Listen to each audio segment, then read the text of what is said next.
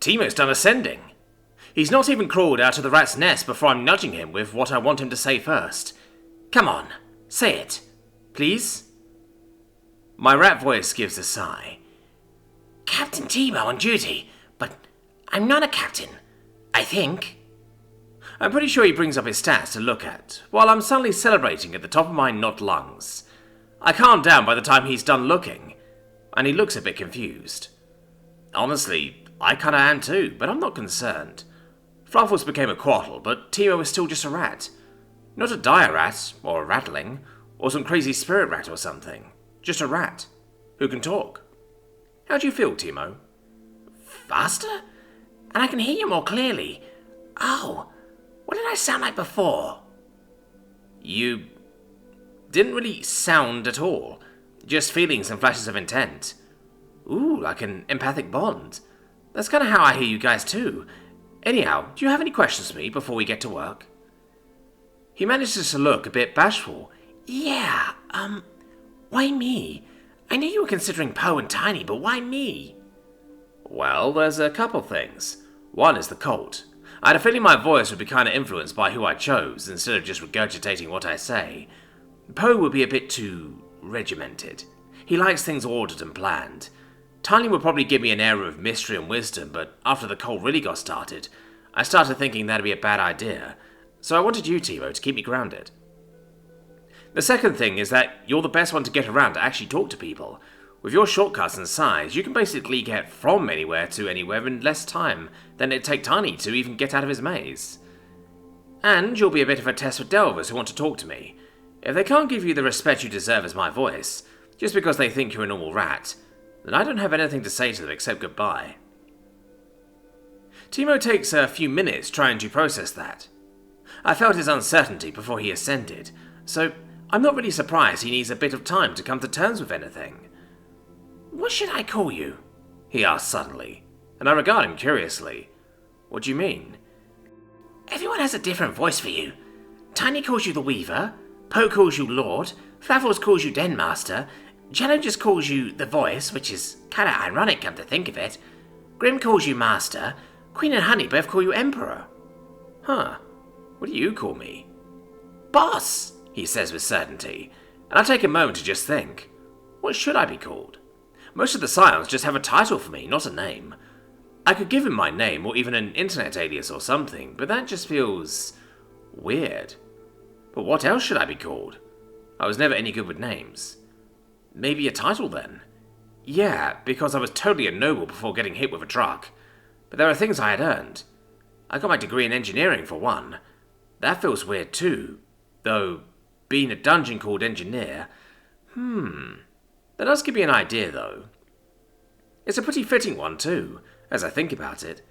I played a lot of tabletop RPGs, D&D and such, and even ran a bunch of games. That's probably why I run my dungeon like I do, or at least partially. Death traps are boring to run and to play, so I never tried to do that. And the whole, real people dying thing. I focus back on Teemo, and his eyes are a bit crossed. You okay? He shakes himself before replying. Yeah, sorry boss. You think... weird. I can hear it all, and I know what it all means, but it doesn't make a whole lot of sense. The meaning of a whole lot of these words feels like a whole book. I chuckle at that. Sorry.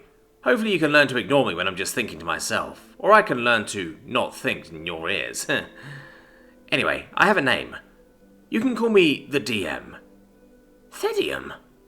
What? The DM. That's what I said, boss. Thedium?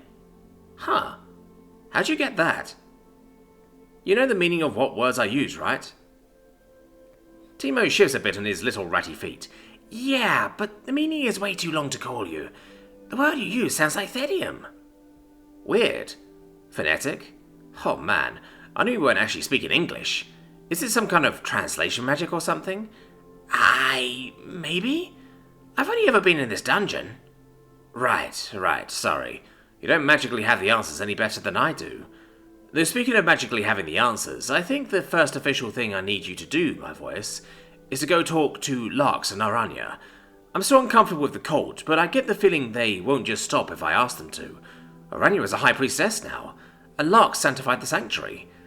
It kind of rings hollow to tell them I don't have any power or anything. Teemo nods at that and gets moving, to gather them up to talk. Thankfully, the only difficult part is in making sure it's only Lux and Aranya. They both wanted to have him address all the Ratkin, which none of us really wanted to do, so Teemo put his tiny foot down before the two could go try to gather everyone. No. Now, are you two going to listen to what Therium has to say or not? He asked with a glare, and the two slowly deflate before they both realize what he said. He doesn't let them get a word in yet, though. Yes, the boss's name is Therium. You can call him that, or boss, or sanctuary. Just don't call him late for dinner. What? He looks towards my core, despite being over in the Ratkin enclave, before shaking himself and continuing. Anyway, he only really has one piece of advice for how to live. Love. Lux and Aranya both look confused at this, but at least they seem to have learned to be quiet while my voice is talking. And not lust. He's not a sex sanctuary, he's a love sanctuary.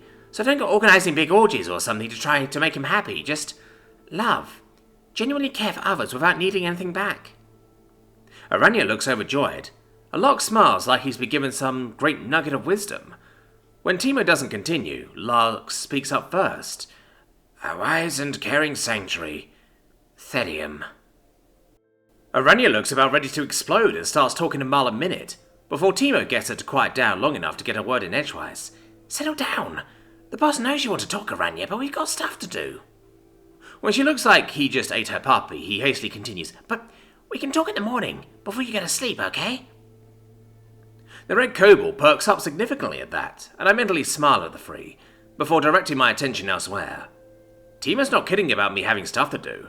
I got a very nice pile of mana from the priest's battle with Tiny, and even more once he looted the chest.